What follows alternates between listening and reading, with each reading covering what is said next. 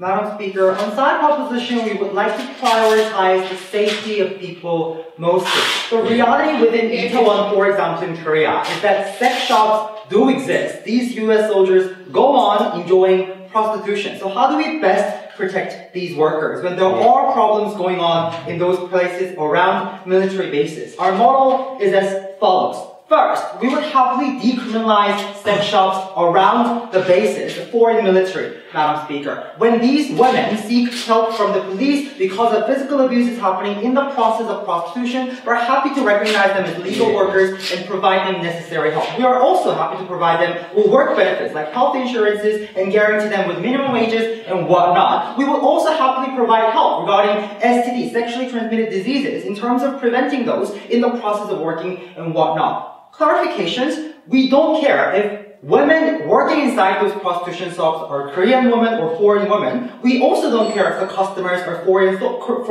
soldiers only or Korean citizens also go to those sex shops as well. We would take our hardline stance. We think our model is similar as how US federal laws define places within Nevada, where although in other states prostitution is illegal, like people working in Nevada in sex shops or customers going to Nevada sex shops, in these states they apply different laws that they legalize sex shops within the state of Nevada. We would like a liberal stance. We would like to take a liberal stance, Madam Speaker, that we're not principally in opposition of legalizing prostitution in general. We don't think that that's an important matter in today's debate because we want to focus on what's going on around the military bases right now. So if they want to extend their policy to, legalizing prostitution everywhere, well, we're not principally opposed to that. But we want to talk about the need and the uniqueness of these place zones, Madam Speaker. Finally, Madam Speaker, we don't think there should be a debate upon whether or not these military bases are needed because this debate, the motion specifically addresses about the military bases. So if military bases are gone, we think those sex shops are gone as well, and the protection and the legal system is gone as well. First argument, how do we best protect the actors regarding the problem that happens around sex shops? Second argument, what are the unique characteristics that require this special regulation and protection for these zones around foreign military bases? First argument, how do we best protect the workers and the problems happening in those prostitution?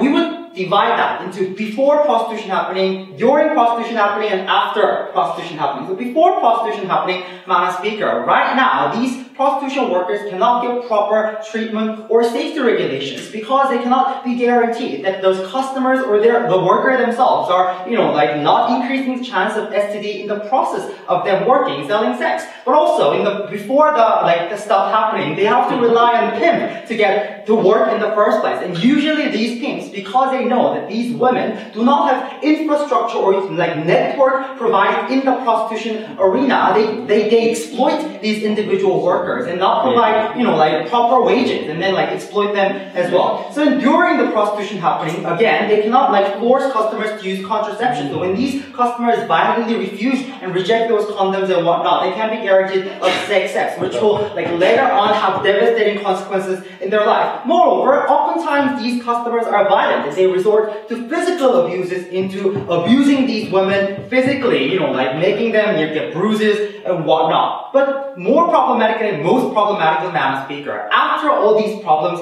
happen in prostitution arena, the fact of the matter is that these women cannot seek proper help from the government nor police officers. Why is that? Because when you do seek help in court, you automatically get criminalized yourself. Because in areas where prostitution is illegal, you are a criminal by selling your sex. Therefore, although you get, get exploited by your pimp, you get physically abused by the customers, like foreign these intimidating big soldiers, Madam Speaker, you can't seek for proper help. What then happens, Madam Speaker, realistically, is that usually these sex shops around the area get associated with organized criminals in that zone, the gangsters, Madam Speaker. And these pimps and these gangs systematically block these pimps from asking and seeking for help because they know when these individual sex workers reveal the network of organized criminals associated with that sex shop, that they will be in trouble and they will no longer profit by exploiting those sex workers, Madam Speaker. So all in all, before, during, and after the prostitution happens,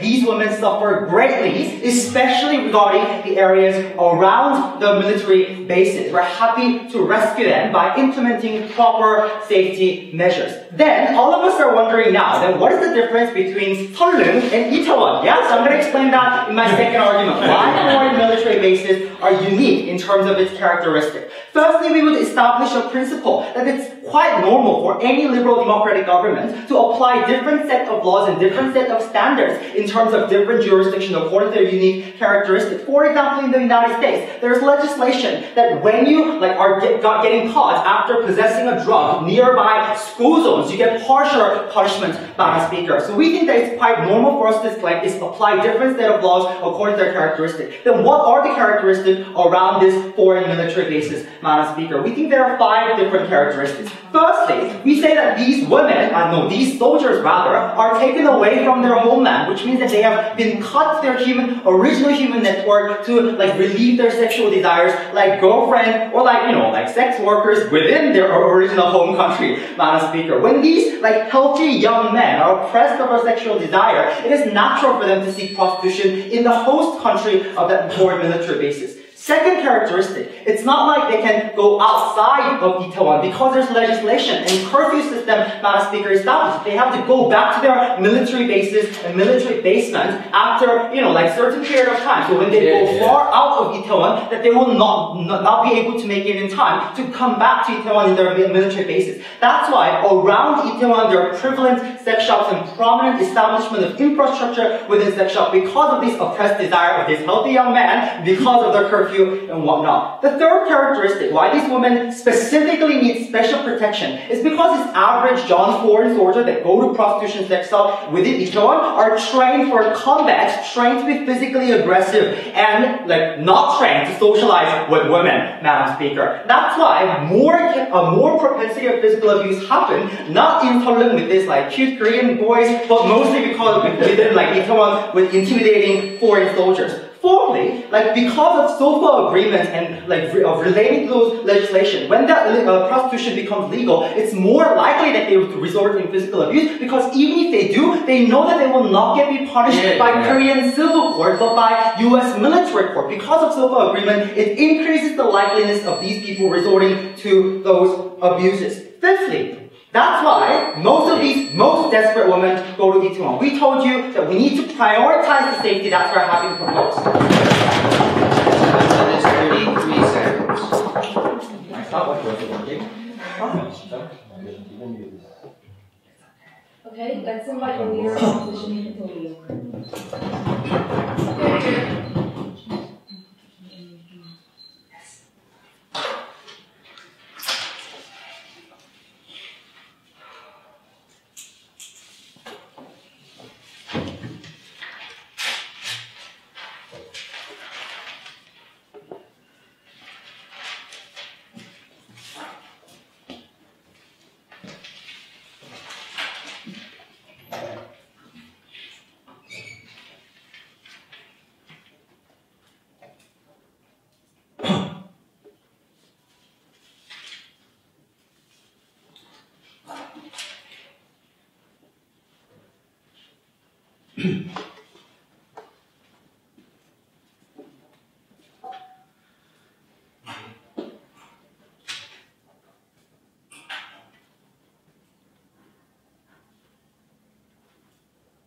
Madam Chair, we think that the government needs to be firm in its stance. We think that the government has an utmost priority in order to protect the values and to maintain consistency in which the values and the policies it tries to promote. We think that excluding foreign military bases or excluding this region from that kind of protection or allowing this type of policy to pass would actually undermine the efforts of the government's existing policies to actually try to protect the sex workers and to prevent such abuse. We think that the government should be firm in its stance. We think that the protection doesn't happen under their policies, but coming from opposition, we want to prove to you as to how the government would actually first reduce, as to how there's going to be government responsibility to protect the norms and the values of the nation, and secondly, as to how the citizens would actually be furthermore harmed, and third of all, as to how these regions would actually lose the protection and how these regions would actually be undermined. And fourth, we're going to provide you multiple exclusive harms that comes from the policies of the government side. But before I move on, I have several rebuttals to going to opposition side. So they want to also better protect these individuals. We think that the problem that exists in the status quo, in the past, we've seen examples where like these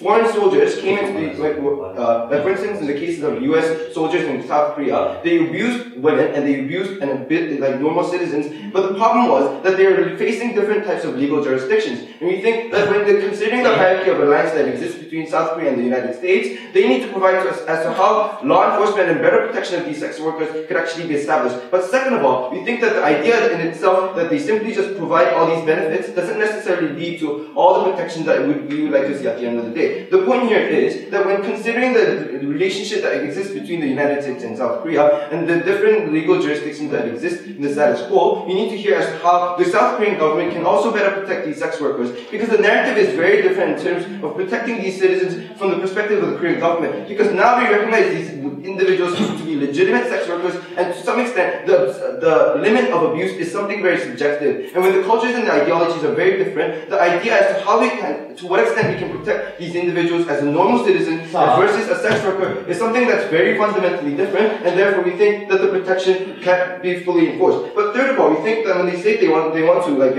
better protect these individuals, we think that that in itself is becoming a rather irresponsible government, saying that we're not going to increase police enforcement, we're not going to try to prevent this issue from happening from the beginning, but we're just going to simply unilaterally go against the values and the existing policies that we have. We're just going to simply allow it to happen within these regions. We think that's a rather more irresponsible government and an immoral government that's simply allowing these abuses to continuously happen. So we think that on government side they lose the moral high ground. But furthermore, we want to explain, we want to also engage as to why foreign military bases cannot be the case. We think that first, the ideologies are essentially different. The mindset of individuals, for instance, like in South Korea or even the United States, is fundamentally different in the sense that, even when it comes to like different types of issues or relationships, like there are different senses of being liberal or conservative, and we think that those values must be undermined. But second of all, we think that the idea in itself about foreign military bases is that it's also an issue about communication. Like for instance, when it comes to communication between the sex workers and the foreign military-based soldiers, we think that there's going to be a disparity or the gap or the hierarchy that exists between the two, being like a customer and these individuals that would receive more protection. So we think that when it comes to the government side, they need to explain why exclusively military bases. So first, I'm going to provide you why the government has a responsibility to protect a lot of principles and a lot of things, even for the citizens and for the sake of its own consistency. And third, and secondly, the exclusive harms. But yes.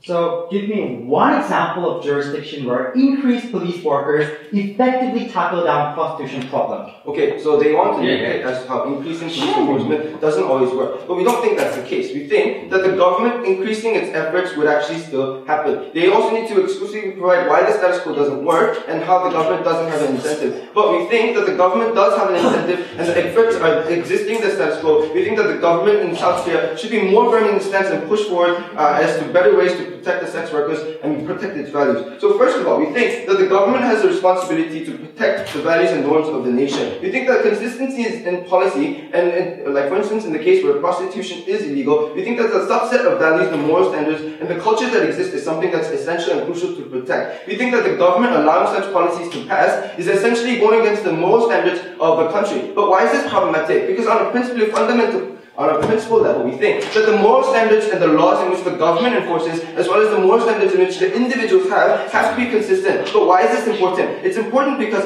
for any law enforcement or any trust to happen to be mutual between the citizens and the government, we think that the government needs to be able to understand what the citizens want and that the government needs to enforce it properly. On that level, we think that the moment government allows such policies to pass, we think that the distrust can actually happen. So how is this actually problematic? Because the citizens start to distrust the government, but the essence in here is that when the citizens recognize that the government's inability exists and therefore they're passing this policy, we think that the government in itself also looks furthermore weak and that it's incapable of protecting its citizens. But secondly, we also think that the government has a priority to protect the region because we recognize that under the hard stance coming from government side, the harms will be multiplied because they allow any types of soldiers and any other individuals to become a customer, also to be a provider of sex work. But we think that the problem there is that the region then therefore becomes a region where like a lot of prostitution and sex work are focused upon. So in the case of Itaewon, when other people are living there and when our citizens citizens are living there and they have the right to be in that region and to live in a safe environment, we think that the government is inherently going against their right to be living in their own country in a safe environment. We think that therefore that people will gather and these brothels increasing like in the regions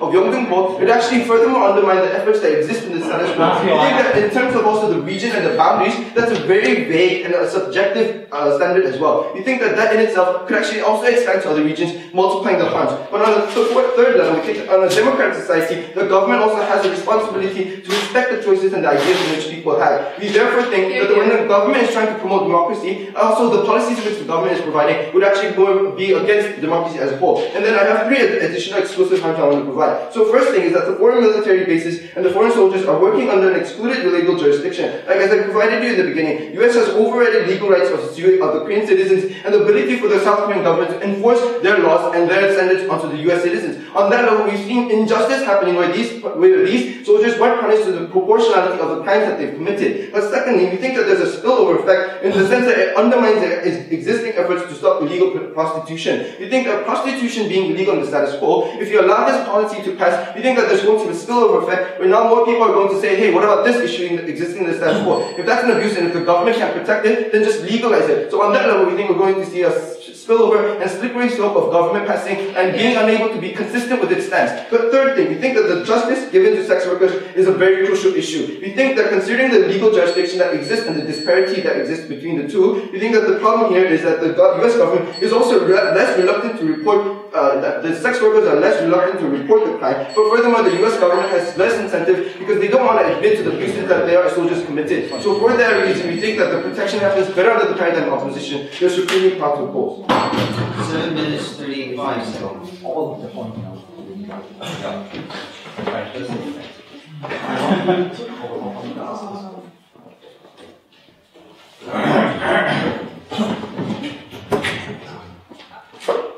I need to teach you what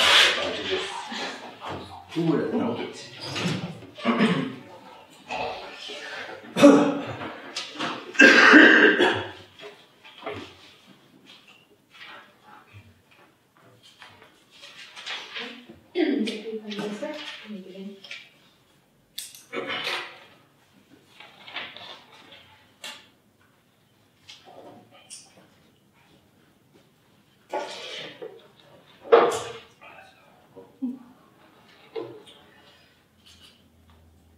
Ladies and gentlemen, Madam Speaker, if this is a debate about safety, and we think it is, it's primarily a debate about the unfortunate women that have to choose or are compelled to act or work in these areas, then the opposition has an equal burden as us to show safety. I think Junbin spent a lot of time analyzing the multiple levels of harms, and Junbin likes to do this and he does this well. Before, during, after, pre-before, post-during, and even pre-after, Madam Speaker. And to that we had little or no response. Further, he talked about the specific stakeholders in this debate. He said, why military bases? We talked about the load of the soldiers, we talked about their personality and their characteristics, and again, there wasn't any response. I think that's crucial to say why we need differentiated regulation and differentiated policing, which is what today's debate is about. In response, we got this very generic, we will do more policing. When we asked them, can you give us one example of where this worked, anywhere in the world? She said, stop nitpicking us by asking us for examples. I'm sorry, I thought that was like essential part of the debate, using examples. So there's a lot more to be done on that side of the house in summary. What I'm going to do is I'm going to talk about the bodily autonomy aspect of this debate, but not from a free choice perspective, Madam Speaker, but from an additional regulation and rights protection perspective, and tell you even especially when all these morality and stuff, norms are fuzzy, the state takes an ultimate bodily autonomy protection position. And I'll also talk to you about how the environment around which the crime or activity happens will impact how that activity happens, and that's why under our policy, this is going to be much better. But before that, let me respond to a few things that the previous speaker brought up. All these responses to our argumentation was on the feasibility approach, and I talked about that. Then his 2 points were about moral norms and about ETA1 will get worse and ETA1 will spread around the world. Firstly, on his responses to us. He said, firstly, there are different laws, so you can't catch them because, you know, we have the SOFA thing. We think that it applies equally to his case, and he didn't tell us how that's going to be resolved. But at least on our case, Madam Speaker, we have these women who need help, can come and seek help. Under the criminalized model, what they are doing is condemning these women to sexual slavery, making it impossible for women to report abuse, because the first thing you will do, and obligated to do actually under your model, is to arrest them. But secondly, we say when you make it more transparent, you allow self-enforcing. You allow the US military police, the MPs, to do a better job. Anybody who's been in Itaewon around midnight will know that that's when the night gets better, because the MPs will go around and drag all these guys out. Now, if these guys are not in places where you can find them, it's much harder for you to drag them out. Under our position of having a more transparent prostitution environment, it'll be easier for the US military to self-enforce, because they also want these guys to do a right thing and not make it bad, right? Second thing, he said, well, look, it's hard for you to track this abuse then, because, abuse can be subjective. Again, that applies to your model, sir, because you need to tell us then why it's easier for you to track abuse when you push everything under the ground. He says there's different culture and different norms, right? American soldiers like blowjobs, Korean prostitutes don't, apparently, and that will constitute as abuse. We think that's rubbish. We think if anything, under our model, you give more empowerment to that individual, because now you say you have the legal right to perform this occupation. You can put a CCTV camera in front of your door, right? You can have the terms and regulations outside. You can get that person to sign a contract. All of these things we can do under our model, impossible to do under his model. Finally, he says there is a communication gap, because, I don't know, they don't speak lots of English and they need to have intense conversations, or there is this problem with hierarchy. We say that is true. There is a power relationship between the customer and the supplier, especially when it comes to the domain of sex, right? And especially when we develop the aggressive nature of these pent-up soldiers, right, Madam Speaker? But we say the way to solve this problem is not to push them away further. The way to solve this problem is to say that you are empowered and you have rights. You have the right, even as a prostitute, to say no. To say, I will not serve this client, that I will kick this client out. That all of us will say we will not serve this client anymore. And you only have these things under our model. Very quickly then against his points. He said, like, look, it's against the local and moral norms of Korea, which should somehow will create distrust and will be against democracy. Three things. Firstly, he thinks Korean citizens are a lot more moral than they actually are. I think he's being very naive and also a little dishonest. Okay, so let's be real. But if that's the case, and if this is against the Koreans' upstanding position of morality, then no Koreans will visit this place. No Korean women will work here. It will just be where American soldiers have sex with American soldiers dressed up as women. I think that's perfectly fine, right? But even if that always happens, it's not going to lead to distrust. Citizens distrust their government when the government refuses to act. When the government stands on their moral high horse and say, like, no, this is bad, we're not going to do anything. But on a daily basis, women get abused in these areas, and we think that is the most important thing. Finally, will Itaewon spread and become worse all around the world? You can't get aborted, or the slippery slopes? We say absolutely not. We think there are areas which you can regulate.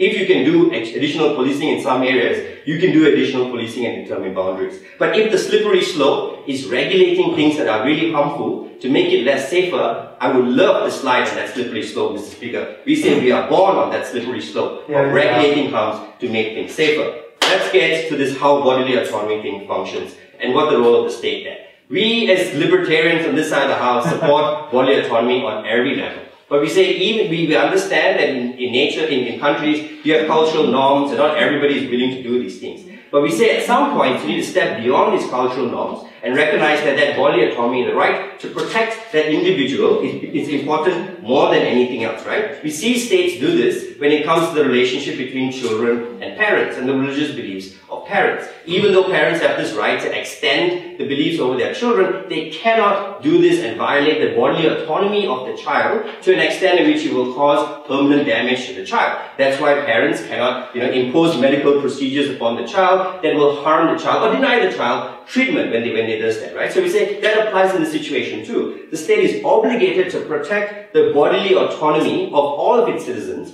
regardless of what that citizen is doing, and whether you consider that good or bad. The same way we protect prisoners and criminals, Madam Speaker. So even if you think this is a bad thing, you are obligated to protect them. And the question is, how do you better protect them? You can't protect them when what they're doing is illegal. You can protect them when you legalize it. Now, other than the direct benefits, this provides a greater veil of transparency, right? And the reason why we tolerate prostitution in other areas, like in Songlong, like in Gangnam, because the nature of it attracts a different type of clientele and a different type of service provider. when women in one area can be more public about the things that they're doing, they have a greater right. They have the right to say no, they have the right to choose their independence of movement, they have the right to stop what they're doing, to charge more, to negotiate. In a situation where you push them away from the law, you push them away from any kind of legal empowerment. It doesn't help them. It also sends a terrible message to those women when you say, my values are more important than your safety. And we don't want to do that. 7 minutes, 26 seconds.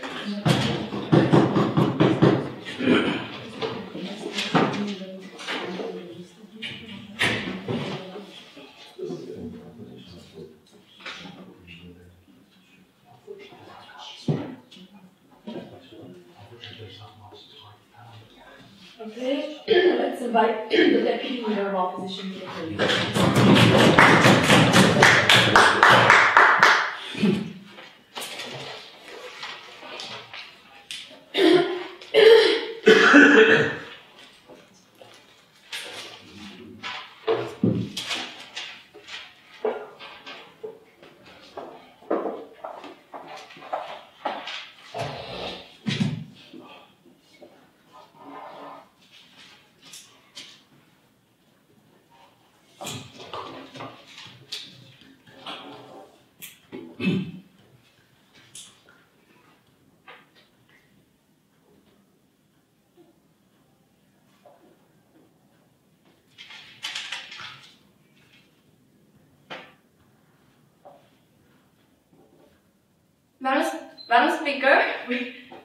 Madam Speaker, in my speech, I'm going to tell you how team affirmative policy does not solve any problems that they try to identify. They don't mitigate any kind of harms at the end of the day. I'm going to tell you how on the team negative side, how we better protect individual citizens that they so wanted to protect. But before moving on to the last part of the team negative stance, which is how this creates backlashes upon the public themselves, I have four important questions to ask in this debate. First is this: did team affirmative ever have any justification? Because it sounded like they're merely arguing for legalizing prostitution, saying that their liberal stance, they're principally in line with legalizing prostitution as a whole, right? So we think that it was abhorrent to the extent that they were all of a sudden defending criminals, right? They naively try to and slyly try to picture as if these individual women, are forced to opt into the prostitution industry, right? But we have to look at it because the context is liberal democracy. We think that when these individual women actually opt in to the prostitution industry, it's usually knowing that even if it's illegal, they still want to earn a lot of money. That's why they usually opt in for it. It's not really exactly their characterization that was provided by the Prime Minister's speech or even the Deputy Prime Minister's speech, right? But secondly, we think that it's also important to evaluate why it's illegal in the first place. Because we think that when the majority of citizens believe that legalization of prostitution was so necessary, then we think that these citizens will ultimately push for the idea, which is why they cannot simply come up here and argue we're principally in line with legalizing prostitution as a whole, right? Because we think that the very value behind how we as a country ban or illegalize prostitution or any kind of thing is because citizens fundamentally believe in the idea that it is wrong to do so, right? But the second thing is this: they simply told us that there are different set of laws in different jurisdictions, and they give a ridiculous analogy as to how we have different drug rules or punishments towards drug dealers near schools and whatnot. Well, we obviously think that there can be different laws in different settings, but their analogy was wrong to the extent that they were talking about the exact same citizens, right? It's within your country's boundaries. It's applied to the same citizens from the exact same country. But when talking about this debate, we're talking about foreigners as well, so we think that their analogy does not really make sense. Sit down. Second thing is this: will proposition's model even mitigate the harms that they still talked about? Because firstly, he talked about the harms of individuals, right? Firstly, we have to acknowledge that they were defending criminals, so we think that they also have to tell us that it's the burden of their side of the house why health of these criminals is important to the extent that you need to enact this policy to begin with. But secondly, we think that this is simply untrue because we think that they simply told us that they will be exposed to more dangers, right? We think that that's exactly the opposite. Why is this? Because prostitution industry works on a supply-demand basis. It works on a consumer base. It's a consumer-based industry.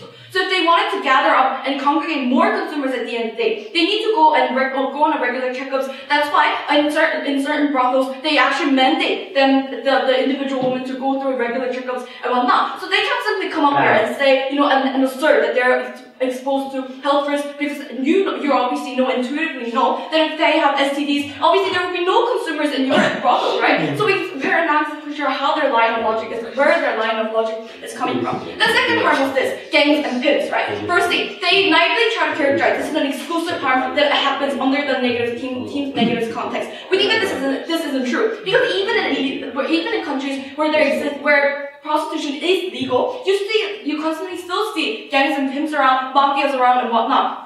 So they cannot simply tell us that this is an exclusive harm that only occurs under team of a negative side. But secondly, we think that if the harm was that great to the extent, we think that these individual women would obviously report to the police and try to protect themselves. Because when individuals go through certain calculus, even if they know that they will be tried for, I don't know, opting into illegal industry and whatnot, obviously when they calculate the process and feel their life are endangered, their lives are threatened, obviously the individual calculus will be opting into the extent that maybe it's better that I get tried for prostitution instead of, hanging myself and exposing myself to the direct danger by these gangs and pimps at the end of the day. The third is this: how are individuals be better protected on their negative team side? Sit down. Because we think that it's important as to how we are also going to protect individual citizens in the society, because even in the status quo, these foreign soldiers also try to rape individual citizens and whatnot. Firstly, we think that when it's illegal, they told us that if it's legal, there will be no protection whatsoever given to these individual citizens. Firstly, it isn't true, because even if you say that drugs are illegal in certain countries, we still give them therapy, and to the extent that we want to protect, there's already minimal line that we give to individual citizens to protect them. Sit down. But secondly, they told us bodily autonomy is so important. That is exactly the reason why you should probably ban prostitution as a whole, because prostitution debates, there always exists the idea of how bodily autonomy is most endangered and most threatened, because the very idea of prostitution is that it blurs the line of rape and you individual opting in. The second thing is this: I'm going to go through step by step on how team negative stance and team negative policy is better. Because firstly, we think that they have been very insensitive to the harms that we talked about from leader of opposition speech. We told you the idea of language problems, because we think that when in the context where the line of rape is blurred, gets blurred out, because you simply cannot say no directly to the guy, or even if we think that there ultimately will be the communication problems. And so even in court, we think that there will face certain delivery or communication problems to appeal to the judge that I was threatened by these people, I was raped, I was almost raped by these individuals. Sit down. The second thing is this: we think that even during the prosecution process itself, it's better on the negative side. Why is this? Because we think that the narrative is fundamentally different. On our side of the house, even if we think that they fail to protect real victims, if there are any, because on our side of the house, it is our citizens who get raped. On their side of the house, it's prostitutes who get raped, right? So when these judges actually try to appeal, make certain verdicts or results, we think that the idea and the very narrative that they're going to use, a lot of people are probably going to think that, they're prostitutes, so they probably consented to it, or they probably got money in return and whatnot, right? So we think that even when it comes to prosecuting process and giving out verdicts and whatnot, firstly, the communication is the problem, and secondly, how the narrative that they're going to use, the very line between citizen and prostitute itself is very blurred out, and that's why it's extremely harmful, and that's why, knowing that the process itself is going to be meticulous, bothersome, and humiliating, these individuals will be even reluctant to go to court and appeal to court, even if they got raped at the end and they fail to protect individuals at the end. But lastly, I want to talk about the backlashes upon public, because we think that there has always existed the feeling and the feel of systematic hierarchy and superiority within the society. Because when foreign military comes in, the underlying notion is that shamefully we are here to protect you, right? And this is a narrative that American soldiers use after they punch someone in the face, they try to commit certain crimes within Korea. So we think that firstly it's going to confuse people, right? Because citizens don't know where to draw the line. The government just arbitrarily makes exceptions only in certain cases without any clear justification. But we think that it's also going to arise anti-US sentiment. Punching citizens is okay in certain circumstances, raping citizens is okay only under certain circumstances, and they told us that losing trust is not going to happen. But in order for citizens to congregate their efforts to push certain ideas forward, we think that without trust, this support cannot happen. That's why team negative wins this debate.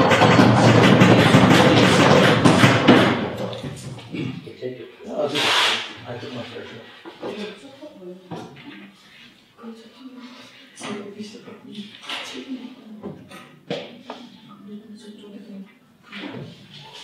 Let's invite the government.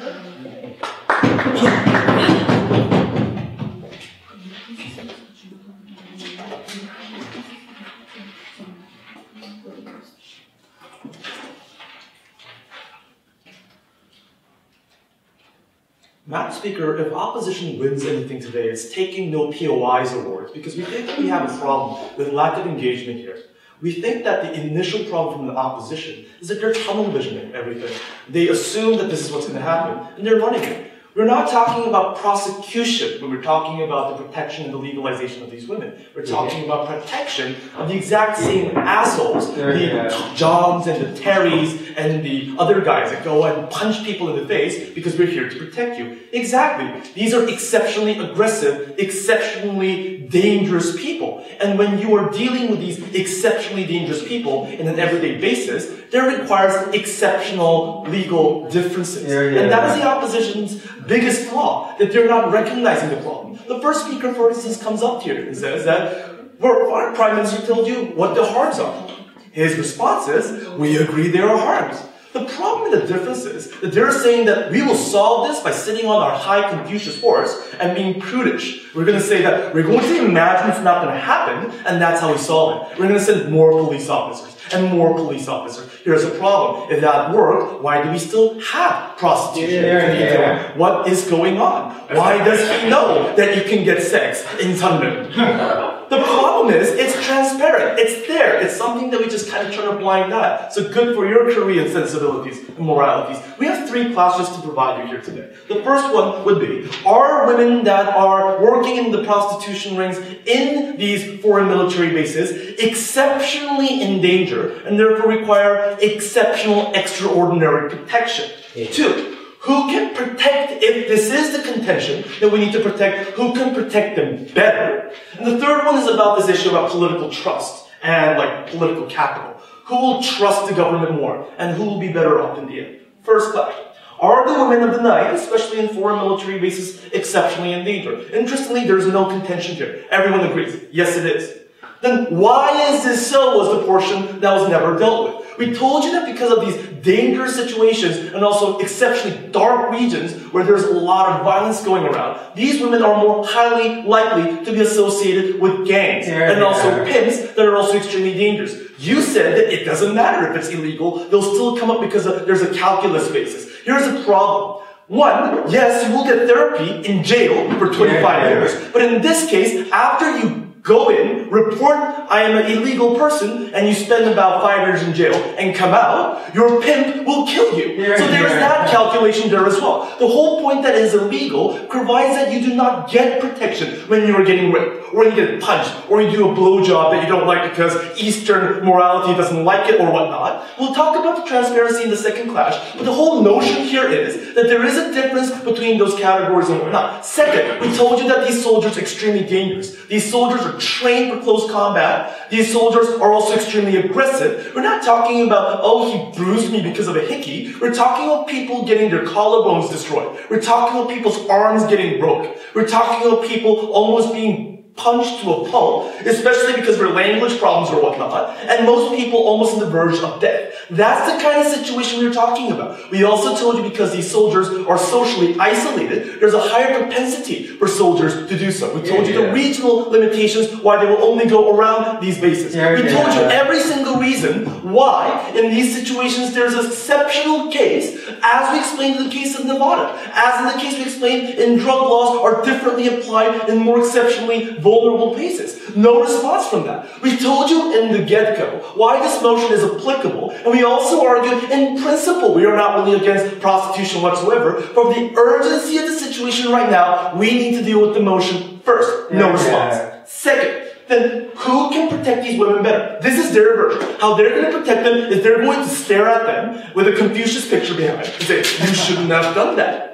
Naughty, naughty girl. And then they're going to put more police officers. They don't know where it's going on, by the way, because it's all hidden, and they don't know, and whatever. By the way, the pimps also pay them off, they're soldiers, all the problems of enforceability and whatnot also stays there. So they're doing nothing.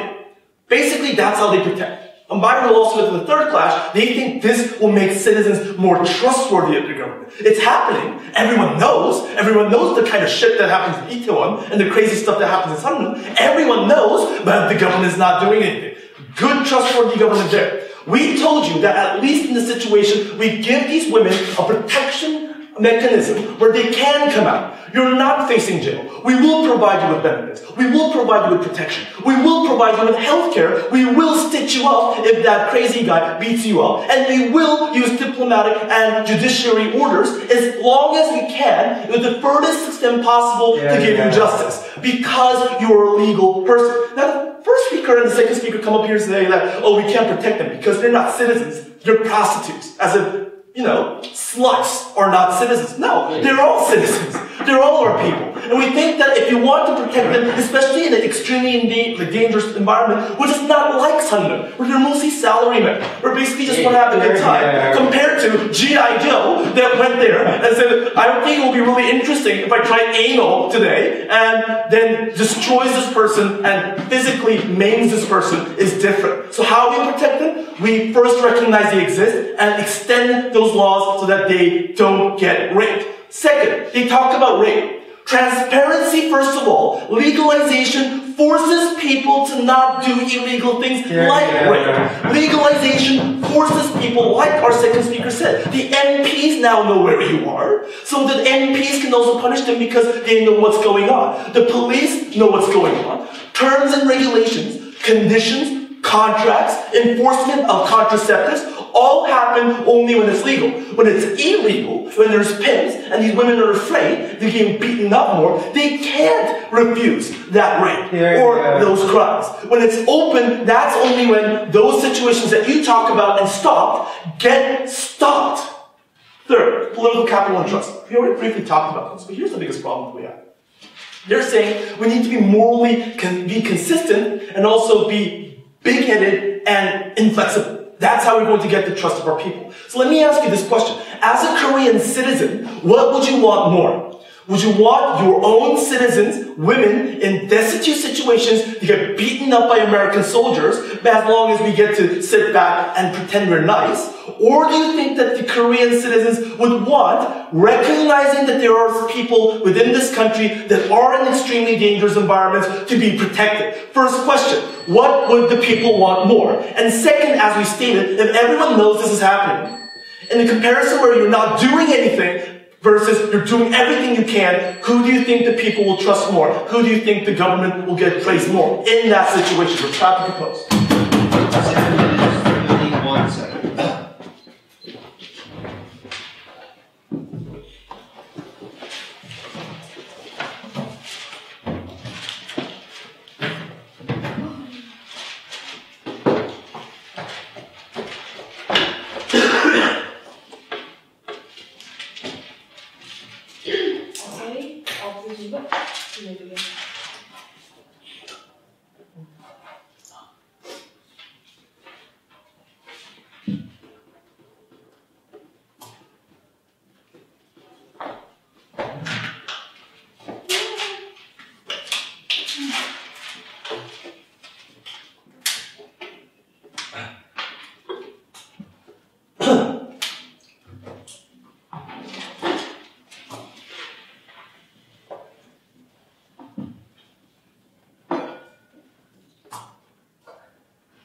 Madam Speaker, don't let the government side fool you by coming up with very generic values such as bodily autonomy and actually distorting the status quo about how the problem is so severe and how these prostitutes are being victimized. They fool you by trying to say that they are actually the heroes of a nation by saying that the government can actually solve every kind of situations by legalizing an unethical act that they themselves promoted and that they themselves and their own public said they did not want it. Now, firstly, let's actually go over the contextualization. Is the problem severe to the extent for a government to break their own words? Because the government came up with a lot of harm. They talked about how illegal prostitution is. If prostitution is illegal, the problem is that there's going to be a massive exploitation of prostitutes through pimps, and the health problems of prostitution is such a big problem. And that's when Logan also talked about a very generic argument about bodily autonomy. And then they talked about how women's reluctance to actually report to sexual abuses because they're going to be afraid that they're going to be arrested. However, Madam Speaker, we think they had a very wrong depiction of status quo. Because firstly, let's look at the health problems of prostitution. This is so severe, and actually that prostitutes always being victimized, and are they always being harmed in diseases or whatnot. Because we think in the liberal democracies, and when there are illegal brothels, we think illegal brothels themselves are doing a very fine job of monitoring health of their prostitutes. They actually do have health issues, because they themselves know that if your own prostitute has HIV or STD, the customer is not going to be willing to come to your own brothel. They do send to gynecologists, and also a lot of times, even in Korea, some of the illegal brothels have their own doctor system, which is in that kind of cases, the government does not actually need to provide additional protections. But secondly, Madam Speaker, about the exploitation of pimps. Is it an exclusive problem that's only going to be existing within the opposition's model? Because we don't think so, Madam Speaker. We think when it comes to pimps that actually do exploit, to an extent, that do exploit the prostitutes are always going to be existent in every kind of models have, in every kind of model they have. They're going to be existent even if you legalize prostitution. Why is this so? Because if you look at the characteristics or the role of the pimps, their job is to connect the prostitutes with the customers.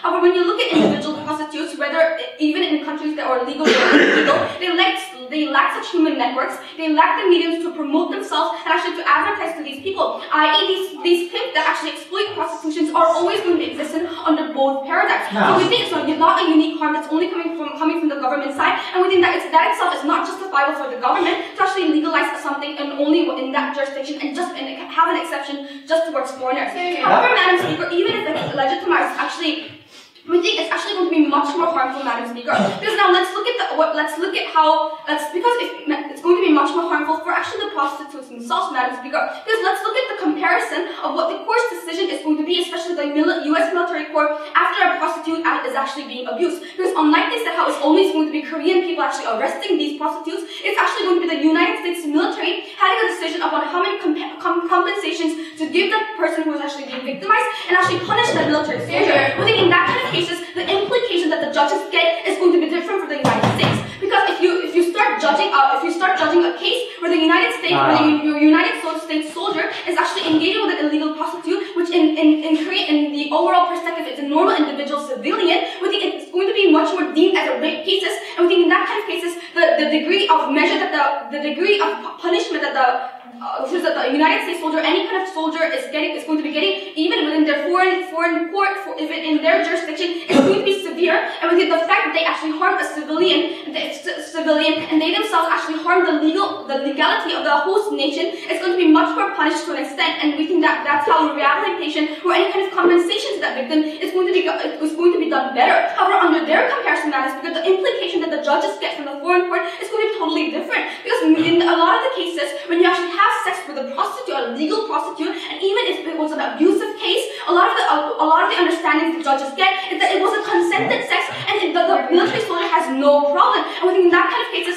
the punishment that the military soldier is going to be getting and the compensation that the prostitution is going to be getting is going to be a lot more different. Because that's why we think in our status quo, we protect them better, we get better compensation, and we also punish the military soldier who actually has done more wrong and bring more better justice within our nation, Madam Speaker. Now, the second question, I'm going to be dealing with the justification and why it's principally wrong for them to actually legislate these kind of motions and why the opposition side is principally right. And we think this is a clash that was majorly neglected by the government side because they are the ones who came up with massive harms. But the important thing is when it comes to principles, Madam Speaker, government is an entity that supports one value and enforces it to its citizens and makes sure that their own society becomes an ethical and a law-abiding society. That's why the policies and implications that the government actually goes to the public is mostly important. However, what's actually the harm is however, we think the government tried to become as very principally right by saying that, we are actually being principally right because we're trying to respect the bodily autonomy of these individuals by legalizing brothels within that religion. And like the Chung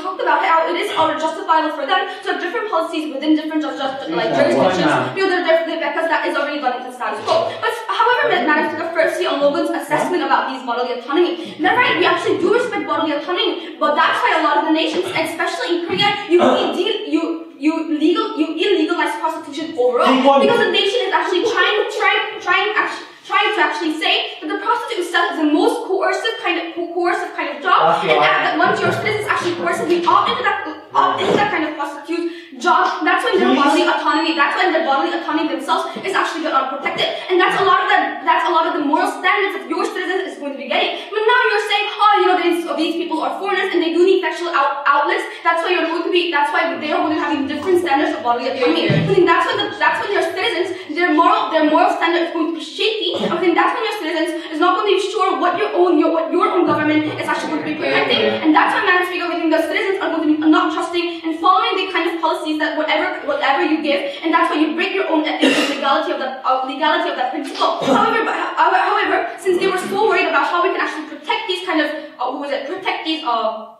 protect the prostitutes, let me tell you how it's actually better, morally and principally done, better under the opposition side model. Because they talked about how deterrence doesn't work because just because you increase policing, it will never work. However, Madam Speaker, we don't think that just because we think this isn't working even in Korea, because we haven't really tried it to the fullest extent. The reason there are a lot of prostitutes that are hungry but they're not being able to cut, are not being able to catch is because of these accountability issues that are being lingered out in policies or police stations or whatnot. Then we were very happy to alleviate these kind of problems. But the thing is that the thing that we're actually doing better, even if sometimes maybe we might be sacrificing these prostitutes, is that we're being principally right. And another harm that came from the opposition side that they never engaged to is about the harm that innocent citizens is going to be getting, the innocent citizens, because once you actually only allow brothels within that kind of region, the quality of life that the people who live in that place is going to be living is going to be decreasing. And we think when you have to prioritize, when you have to compare the illegal prostitutes who are eventually the crimes versus the innocent citizens, we're very happy to prioritize the innocent citizens. 7 minutes, 46 seconds.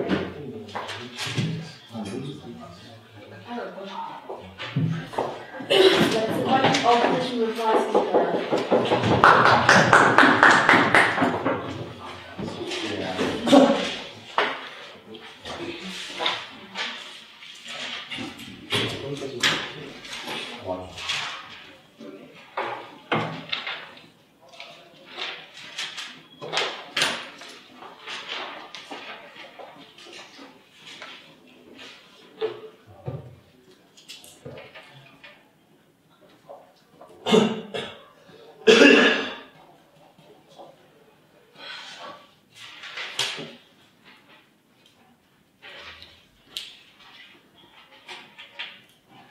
Madam Speaker, let's first look at the context. The biggest stakeholders in this debate were prostitutes, right?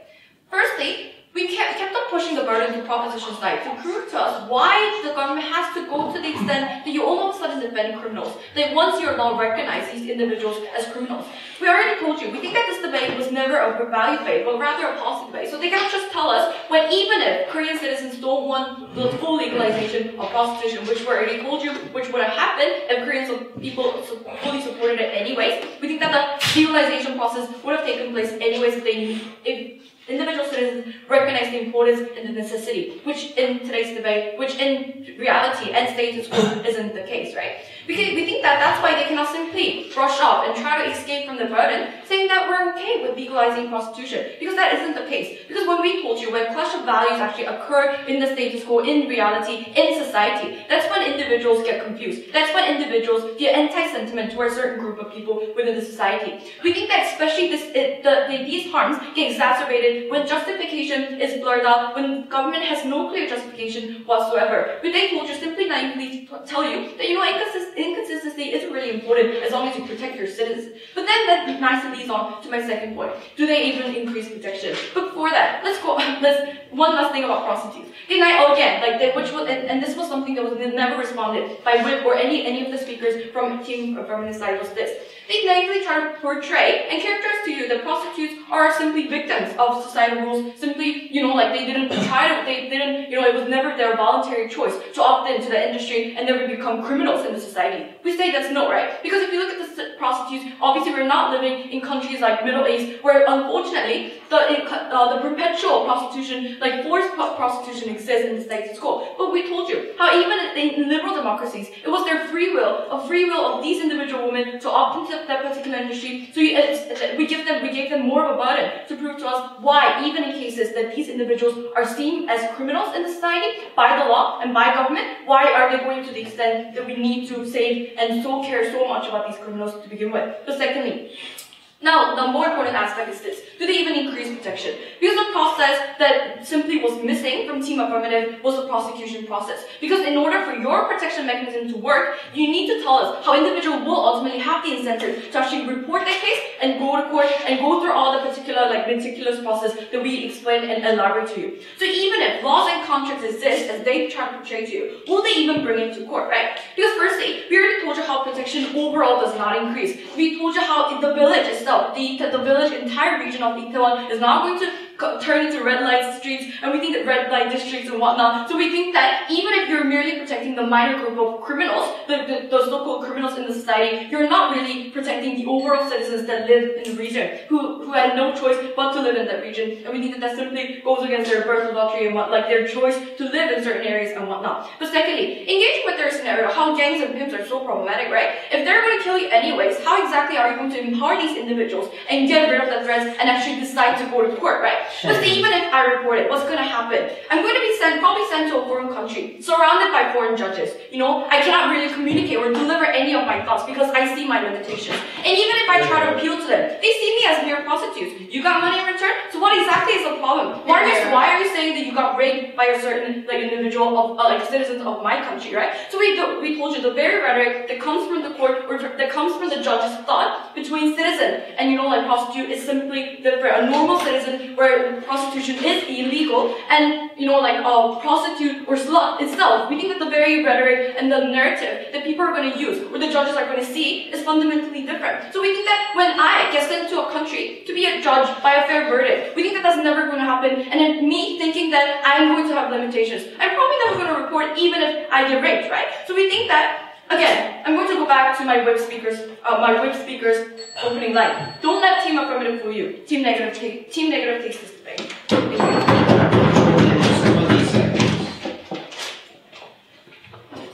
Okay, let's invite the last speaker on this debate. Here you go.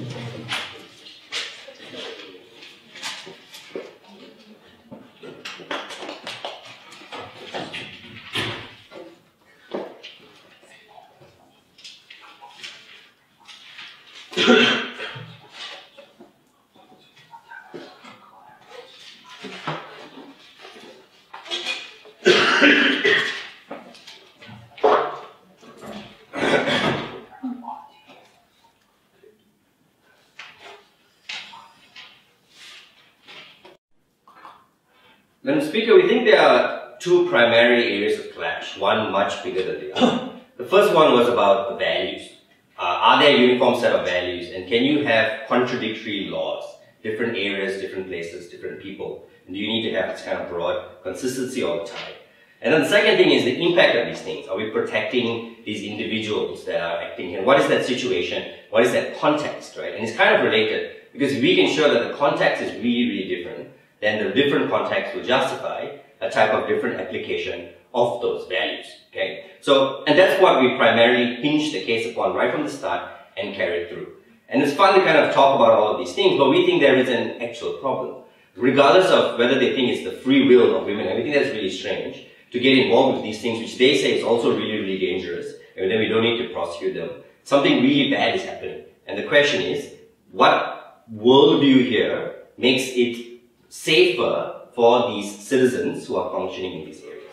So firstly, on that principal area, they seem to say that there is this big social norm that we need to push and propagate, and we've shown you that that's just not true. There is prostitution in this society, just own up to it, guys. It's a question of what leads to a better understanding and norms. There isn't we are a society in contradiction with ancient Confucian values and yet lust and a free market that buys and sells sex. It operates differently in different places. We told you that when it's in the flashy lights of Gangnam, it tends to be much, much safer. People get paid more, they can move in and out from it. When it happens in the dark alleys of Itaewon, it's much, much harder to regulate, right? You didn't deal with that context at all. And so let's push aside. So it's not about this principle stuff, right? That doesn't exist. Let's talk about this context and what exactly we are talking about.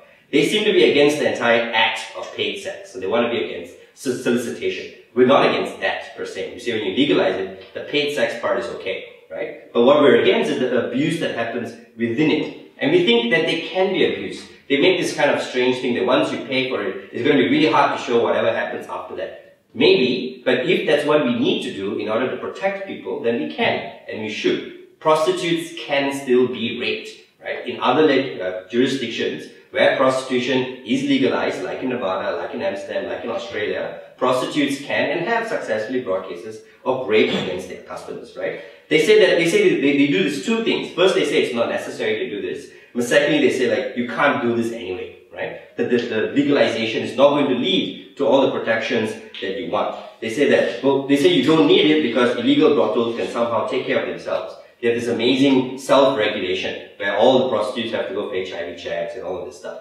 We say that doesn't really apply in this context. The soldiers are not long-term customers. Yeah, they come and they go, they come and they go, they come and they go, right? There isn't really a large demand market that provides that kind of check. And you have to deal with that context. So this is not happening. Then they say like, well, you can't prosecute these soldiers, they're overseas, you can't, it's better if the prostitution is illegal because then you can just prosecute them for doing this. We agree with you that it's difficult to prosecute the soldiers. For even if the soldiers right now do terrible things to those prostitutes. But that's why we say you need to have a more transparent environment. We had no response whatsoever to our analysis of how it makes the US MPs themselves better regulated. Because this is against their codes, right? Against their own military codes. You're not supposed to do this. We did no response to how making it a more transparent environment allows the prostitutes more empowerment to protect themselves. And it wasn't a generic bodily autonomy argument, I'm quite offended. It's about how that works in this special context, where it's about giving that person the greater ability to protect their body over harm, regardless of what she wants to use it for sex or not for sex, right? And we talked about how then this legal environment makes that individual maybe a little bit more compelled to act legally. Because when he or she is doing something in an illegal environment, they know that this other person is not going to complain and can't, and then they can push the limits and go much, much further. So there's the potential abuse, but the question is under which framework does it happen even more? We think that we should come to terms with this morality nonsense and actually do something to protect these women. Can you get the floor waiters who cross the floor and please? Thank you.